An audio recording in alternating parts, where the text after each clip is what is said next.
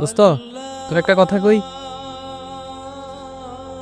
অনেক তো পেরেশানি, অনেক কিছু বলছস, আমি বুঝছি, শুনছি, কিন্তু আমি তোর একটা কথা কই। মাত্র 7 দিন, 1 সপ্তাহ বা 10 দিনের যদি হারিয়ে গিয়ে দেখ, তোর নামও পর্যন্ত কেউ নিবে না, তোর খোঁজও নিবে না। শুন, আমরা আসলে সবসময় একটা জিনিস মনে করি কি জানস, আমরা মানুষের কাছে অনেক ইম্পর্টেন্ট।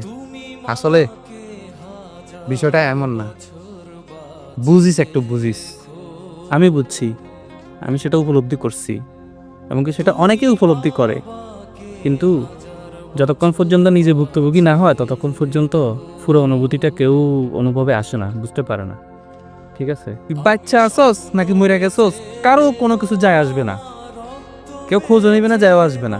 সামনে সামনে অনেকেই মায়া মহব্বত ভালোবাসা ফিরিতি এটা সেটা অনেক কিছু দেখায় ফেলায়, তাদের আসল পরিচয় ফুটে উঠে পিছনে।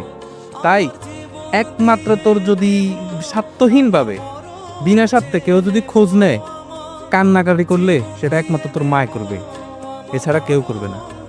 তাই কলিজার ভিতরে রাখলে সবসময় ওই মাটারে রাখিস।